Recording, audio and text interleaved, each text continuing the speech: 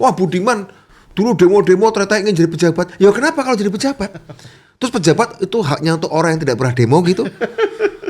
Terus kekuasaan dalam alam demokrasi haknya untuk orang yang tidak pernah berjuang untuk demokrasi gitu. Kalau orang yang pernah berjuang untuk demokrasi, kau pertanyakan ketika dia yang berkuasa.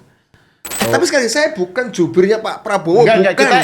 Ketika Anda ingin membangun jembatan dari satu tepian sungai ke tepian sungai lain, pasti Anda juga harus mengunjungi tepian seberang.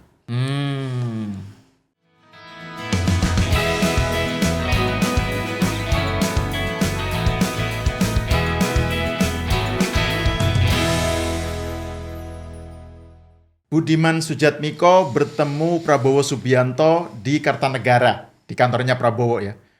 Berita ini langsung heboh ya, mendatangkan kehebohan. Banyak yang bertanya-tanya, banyak yang skeptis kok seorang Budiman bertemu sama Prabowo. Banyak yang menduga-duga, menuduh, meskipun juga tidak sedikit yang mengapresiasi dan memaklumi. Nah, untuk mengetahui duduk perkaranya, saya kira cara terbaik adalah mendengarkan langsung dari pelakunya. Saya di sini mengundang Bung Budiman untuk membicarakan apa yang sesungguhnya terjadi. Bung Budiman, Ya, selamat datang ke Main TV. selamat sudah mau menerima saya kembali. Nggak gini, kan saya baca dan mendengar pernyataan Anda waktu bersama Pak Prabowo itu kan bahwa Anda tujuannya itu ingin agar kaum nasionalis bersatu, gitu kan, untuk menyongsong atau menghadapi turbulence politik, ekonomi dan lain-lain. Terus Anda bilang mewakafkan diri untuk pencairan kaum nasionalis itu. Bisa dijelaskan lebih jauh nggak pernyataan-pernyataan Anda itu? Ya, pertama-tama saya mengatakan mewakafkan diri karena di tengah kebuntuan politik, beberapa penyumbatan dalam saluran komunikasi, ya saya ingin jadi icebreaker, pemecah es itu dengan memanfaatkan saya yang bukan siapa-siapa begitu ya. Artinya saya bukan di struktur kepemimpinan partai, saya juga tidak mencalonkan diri sebagai anggota DPR RI ke depannya, sehingga saya kemudian berpikir, oke, barangkali justru karena posisi saya yang bebas itu, saya bisa secara lebih leluasa untuk menyampaikan gagasan saya yang kalau salah atau kalau keliru itu adalah tanggung jawab saya. Tapi jika itu benar, ya tentu saya akan tawarkan pada partai. Mau diambil atau tidak lain soal. Ya betul, di luar kewenangan saya. Mau kemudian disimpulkan dan digoreng seperti apa pencairan itu, apa kemudian nanti PD Perjuangan bersama Gerindra satu platform bersama untuk Pilpres misalnya, itu di luar kewenangan saya. Itu hak untuk memakannya, jika pun diterima. Jika salah ya sudah, itu tanggung jawab saya untuk mempertanggungjawabkannya.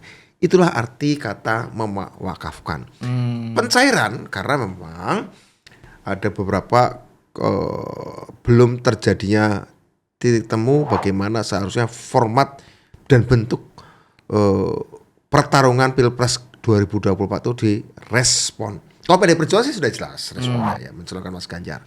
Tapi kaum nasionalis kan ada tempat-tempat lain yang menurut saya mereka juga sekarang ini sedang bersama-sama di dalam kabinetnya Pak Jokowi dengan approval rate tingkat persetujuan tertinggi di dunia yang pernah didapat oleh seorang presiden di periode pemerintahannya yang sudah menjelang ujung, ya udah jam 4 sore nih kira-kira gitu.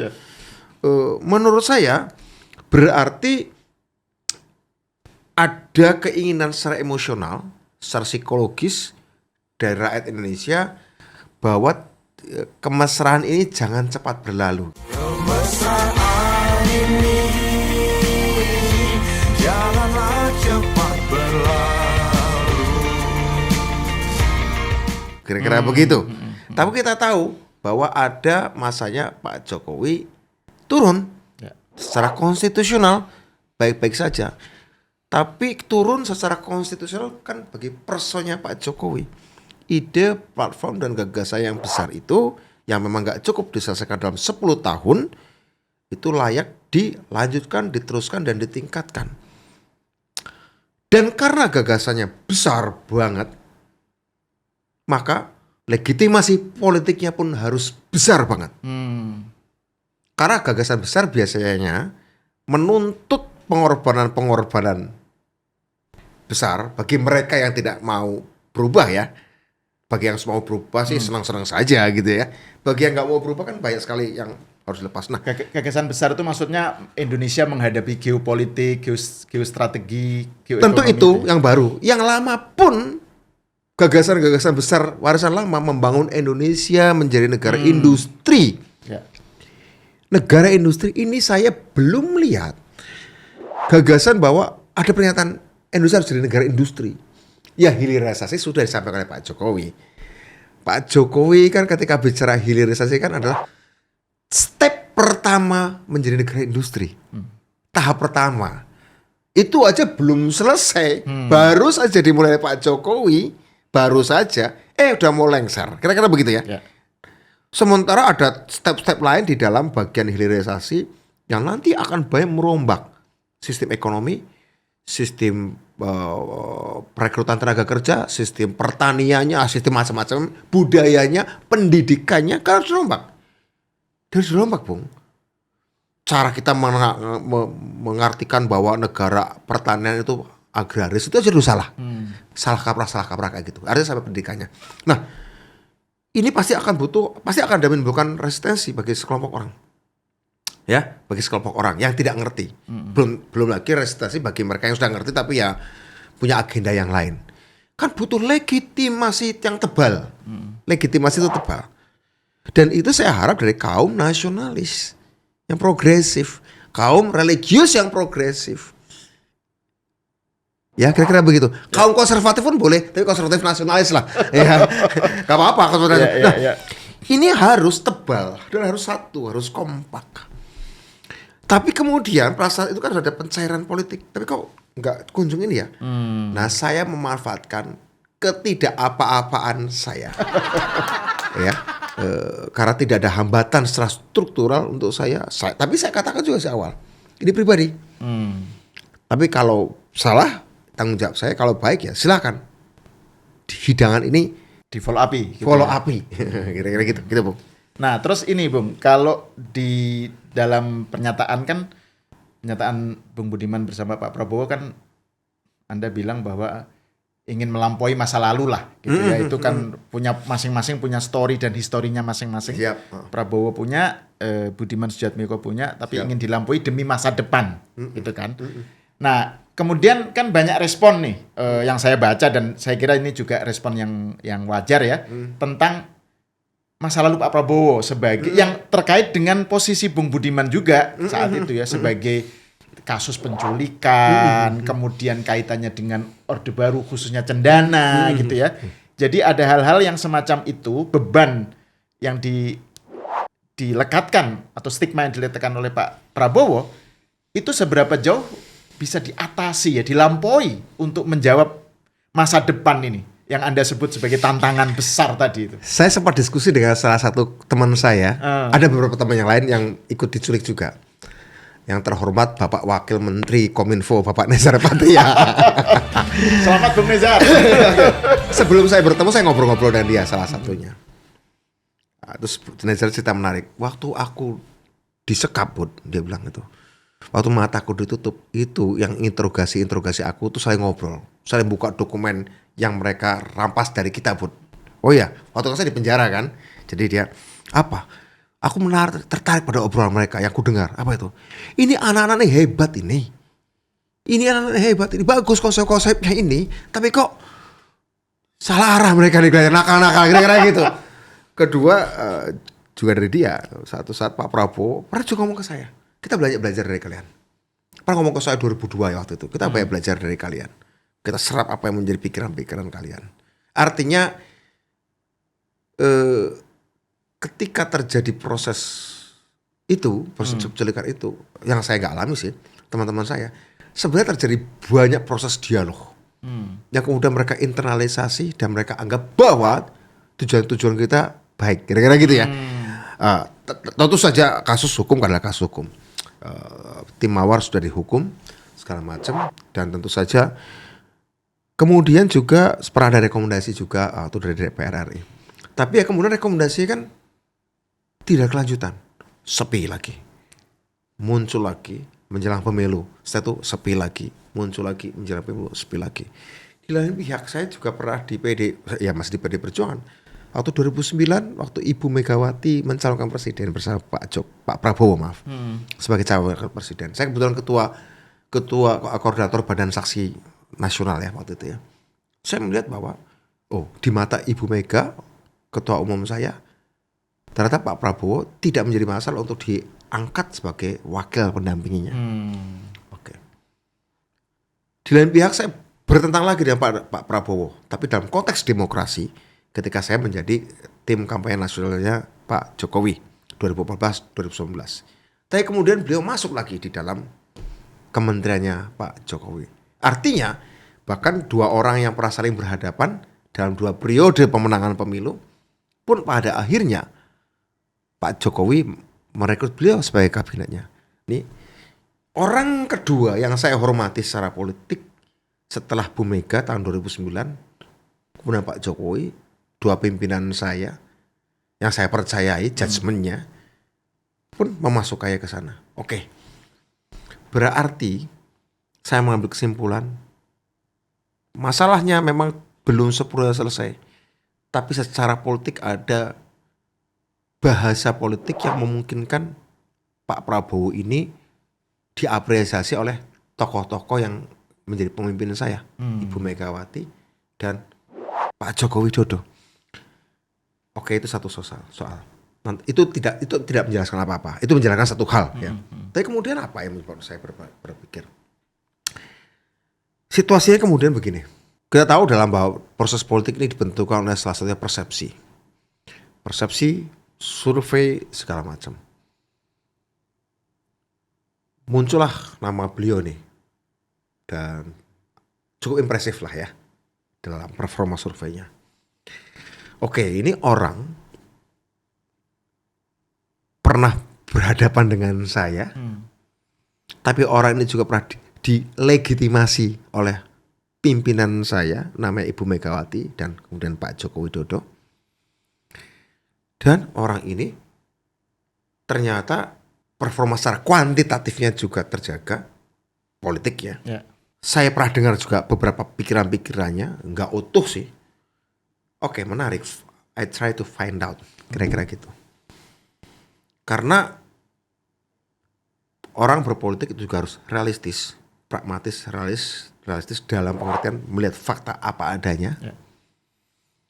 Dan ini saya tidak ingin momentum yang didapat oleh Pak Prabowo secara kuantitatif dengan surveinya dan secara kualitatif yang dikarenakan dapat persetujuan dari Pak Jokowi dan Bu Mega sebelumnya dibiarkan tanpa aku harus tahu. Dibiarkan karena saya pernah berhadapan dengannya. Ya kan? Saya pernah berhadapan dengannya. Saya ingin tahu apakah kekuatan secara kuantitatif dan legitimasinya dari Pak Jokowi dan Bu Mega itu akan baik untuk Indonesia atau tidak. Padahal kita tahu waktu sudah semakin mendesak. Akan ada pergantian dan dia ada di dalam calon yang kuat untuk menjadi suksesor Pak Jokowi. Sebagai seorang manusia politik yang realis, pragmatis dan faktual, tidak mau menipu diri sendiri, saya lebih baik hadapi fakta itu. Dekati fakta itu. Lihat fakta itu. Tentu saja Pak Prabowo adalah sebuah fakta politik, tapi juga subjek politik. Dia juga mengamati saya kan gitu kira-kira gitu ya. Dia bukan pengamat kan begitu ya. Ya sudah, saya beranikan diri. Saya beranikan diri dengan segala semua cerita yang Bung bilang tadi, saya consider juga. Pun hitung-hitungan resiko atau kalau ini ditegur oleh partai kira-kira begitu ya. Saya udah hitung itu juga. Tapi menurut saya jadi ingat kata-kata Mark Twain. 20 tahun dari sekarang kamu akan lebih menyesal pada apa yang tidak kamu lakukan daripada yang kamu lakukan. Iya, 2016 saya baca itu lagi, saya tweet itu, untung 20 tahun lalu, tahun 96 saya melakukan sesuatu sehingga saya nggak nyesal meskipun masuk penjara gitu, kira-kira gitu.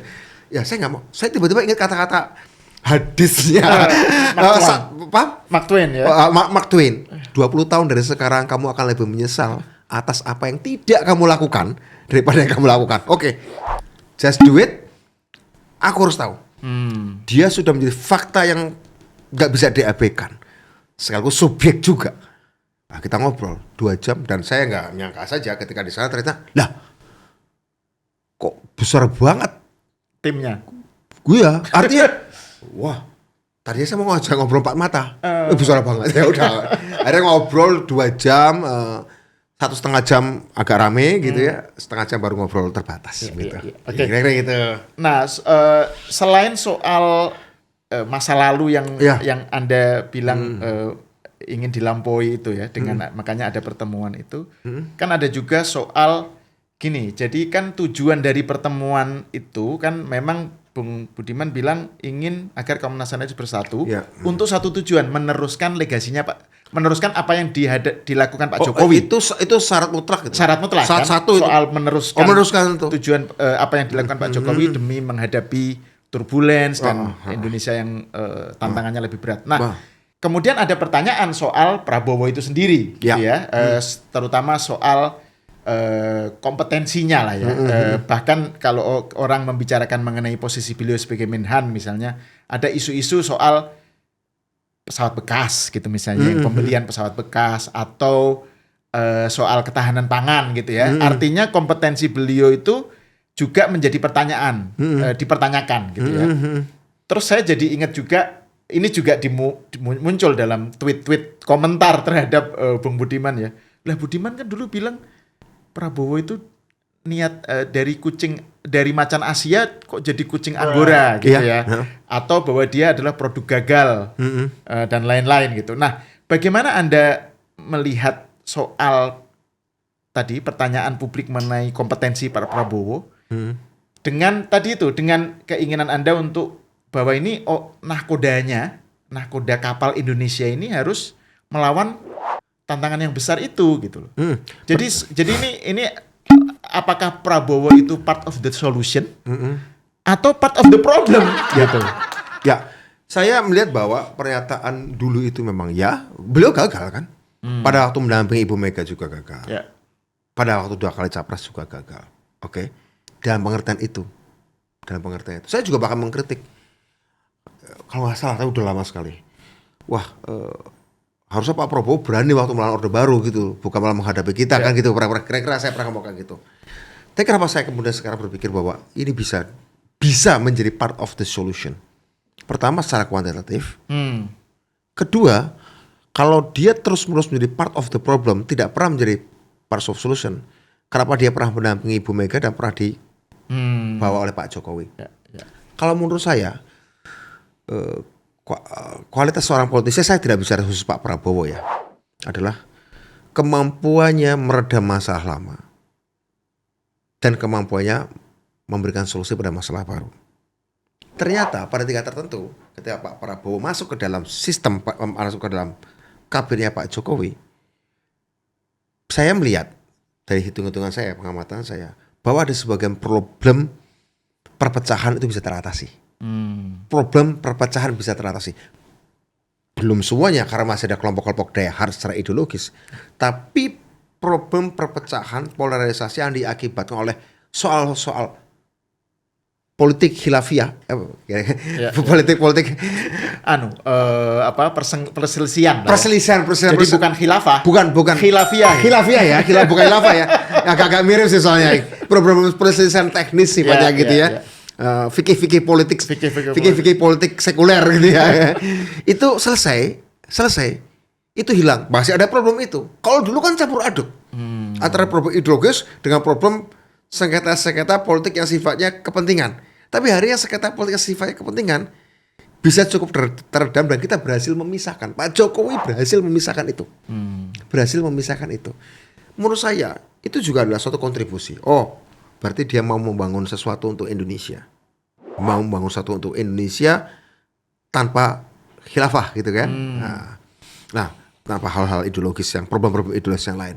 Sehingga kemudian saya pikir itu bagi saya adalah bagi saya seorang pemimpin politik adalah keberanian untuk menunjukkan keberanian sekaligus keahliannya untuk bisa mengatasi problem.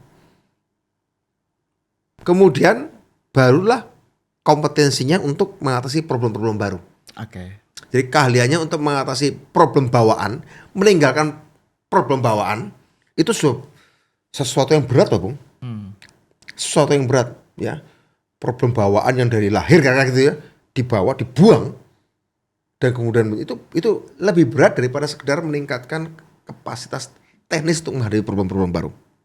Karena kalau itu masalahnya, itu bisa dibentuk tim.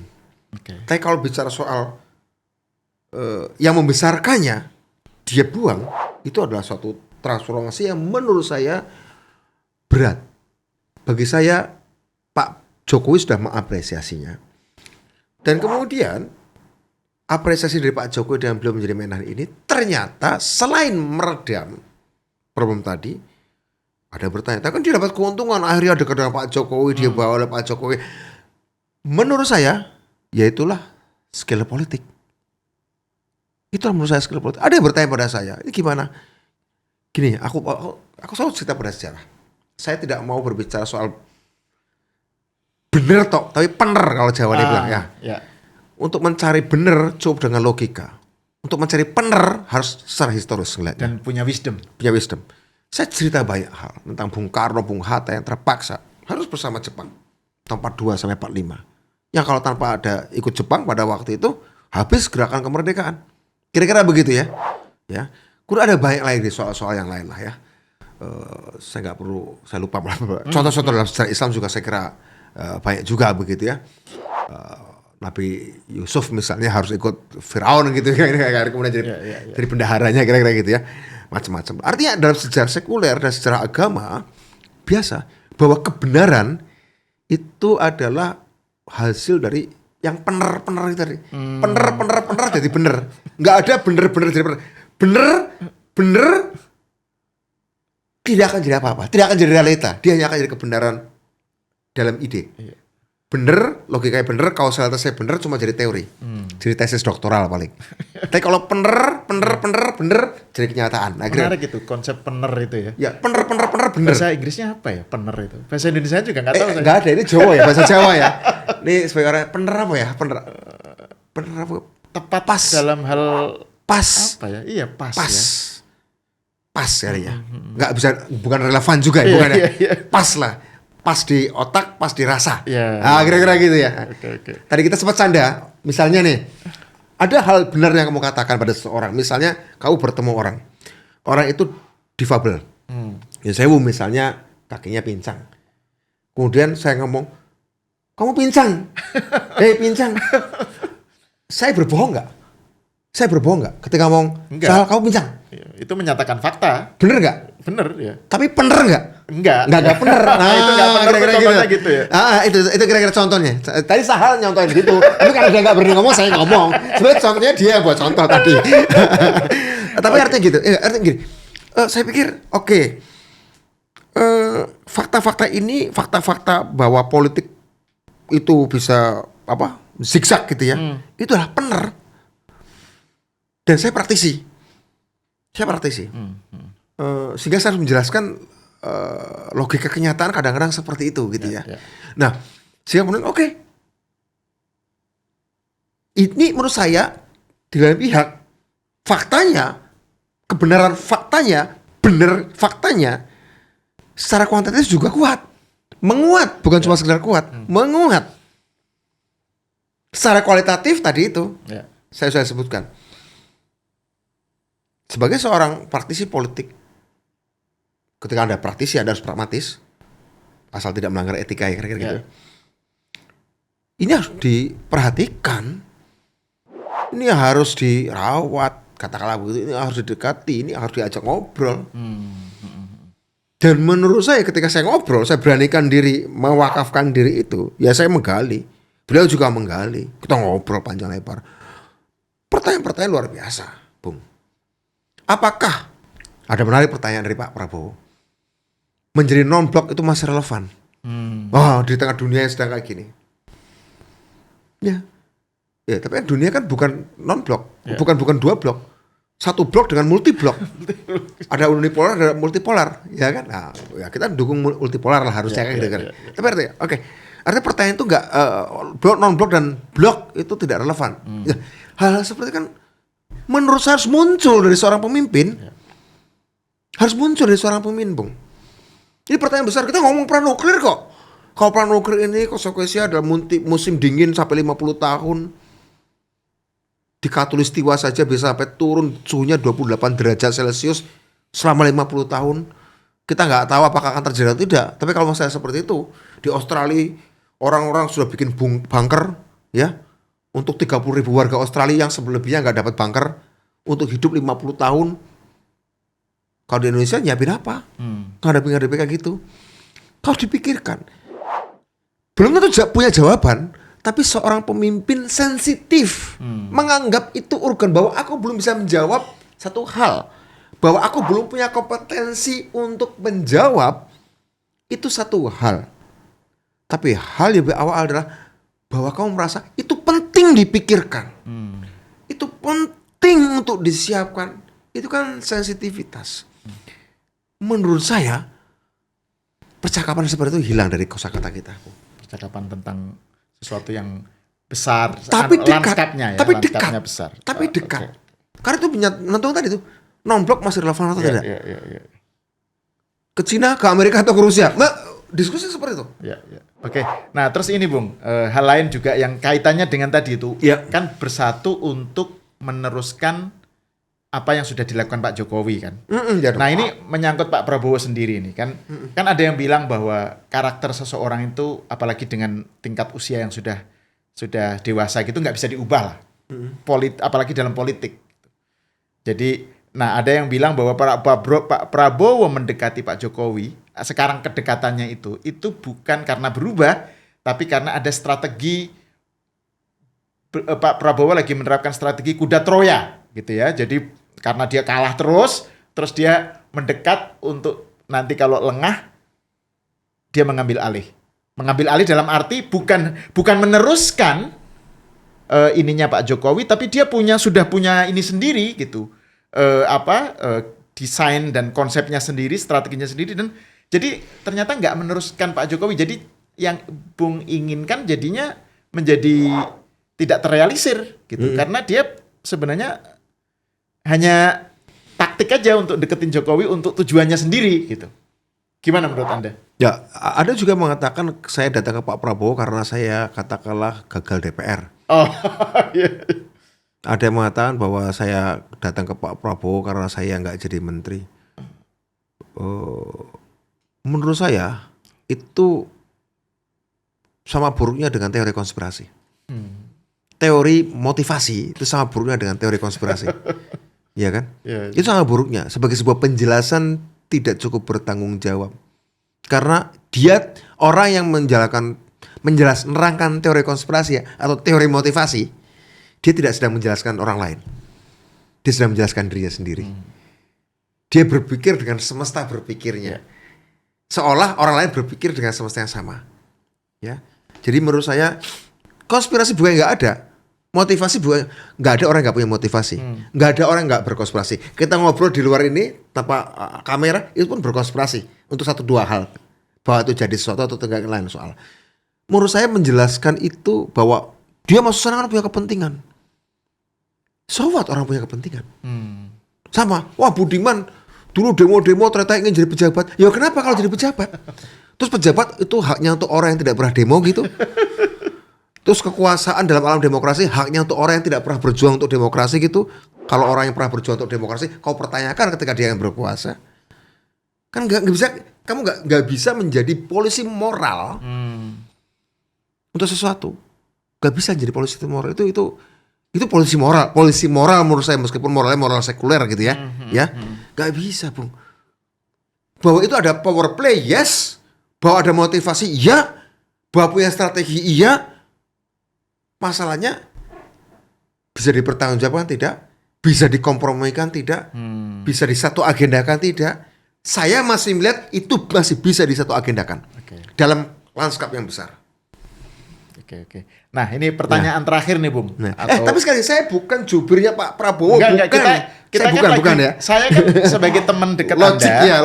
sebagai teman dekat Anda, saya pengen tahu. Iya, gitu. iya. Makanya saya nanya langsung. Iya, gitu. betul. Dan kebetulan saya ada podcast ya, saya bagus. memanfaatkan ini. Ya, gitu. bagus, betul. Iya. Jadi saya nggak bela Pak Prabowo. Saya lagi menjelaskan logiknya kenapa kita memperlakukan Pak Prabowo atau siapapun lah ya.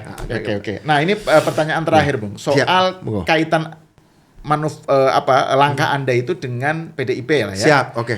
Jadi kan ada anggapan bahwa Budiman ini meskipun dia mengaku sebagai pribadi datang ke ke Prabowo, itu kan betapapun dia mewakili membawa simbol PDIP, dan PDIP sudah punya wapres gitu kan. Capres, baca. Sorry kok wapres sih. Sudah punya capres, baca pres ya, yaitu Ganjar Pranowo. Jadi ada yang bilang yang dilakukan Budiman ini adalah bagian dari divide et impera dari pihak luar, dalam hal ini mungkin Gerindra atau apa, untuk memecah suara pendukung PDIP lah atau apa, atau ya yang dilakukan Budiman adalah sebuah, mungkin disadari atau enggak, sebuah pembusukan dari dalam terhadap PDIP gitu. Karena kok dia nyebrang gitu. Istilah nyebrang pun kan masih dipertanyakan kan gitu. Jadi saya ingin mendengar dari Anda sendiri, kan memang juga ada yang bilang Budiman pasti akan dapat sanksi. Tapi Budiman sendiri Anda sendiri di dalam wawancara radio beberapa saat lalu ya, bilang bahwa yakin nggak bakal dapat sanksi karena PDIP pasti memahami yang Anda lakukan gitu. Gimana Anda menjelaskan ini soal langkah Anda dan kaitannya dengan PDIP? Ketika Anda ingin membangun jembatan dari satu tepian sungai ke tepian sungai lain, pasti Anda juga harus mengunjungi tepian seberang. Ya nggak sih? Ya. Kalau Anda tidak pernah menyeberang ke sana, Anda tidak pernah berhasil membuat jembatan di sampai ujung. Begitu. Ya. Jadi ini soal bagaimana melihat ini statis atau dinamis. Ya. Ketika Anda membuat jembatan, ya Anda harus ke ujung sana juga. Ya, betul. Agar ini nyambung dari sini kan kira-kira gitu. Ya, sesimpel itu pertanyaannya. Kedua tentang, enggak lah, saya ini ber-PDI sejak kelas 6 SD. Sudah ikut kampanye PDI sejak kelas 6 SD tahun 82 soalnya, Bung. Jadi enggak lah, keluarga saya PNI juga dari dulu ya. Jadi sudah marhenis sejak SD. Oh iya. Soekarnois lah. Iya. Kira-kira gitu. Ya. Jadi menurut saya kalau soal pemanggilan ya pasti akan dipanggil dan gak ada masalah, sudah saya analisis juga, sudah saya hitung juga, dan saya akan menjelaskan kurang lebih sama dengan saya jelaskan kepada Bung Sahal. Dan saya juga udah minta untuk ketemu dengan saya cuma janjian dengan, bukan pemanggilan tapi akan ngobrol-ngobrol santai, ngopi-ngopi dengan Mas Hasto. Nanti mungkin dengan Mbak Puan, dengan Mas Pacul atau siapa. Ngopi-ngopi aja. Ngopi-ngopi cantik. Ngopi-ngopi cantik ya. Nah, iya kira-kira. Nah, tapi ini saran saya nih, Bung. Kalau nanti dipanggil Hasto, jangan mau. Karena nama Anda Budiman, bukan Hasto. Jadi jangan mau dipanggil Hasto, karena nama saya Budiman. Kalau Pak Hasto bukan untuk pemanggilan ini bergurau. Itu urusan Pak Komarudin soalnya. Iya. Oke. Nah, Bung Budiman, terima kasih sekali atas pertanyaannya. Diskusinya yang menarik dan penjelasannya. Pemirsa, sampai di sini dulu. Kita berjumpa lagi di episode selanjutnya.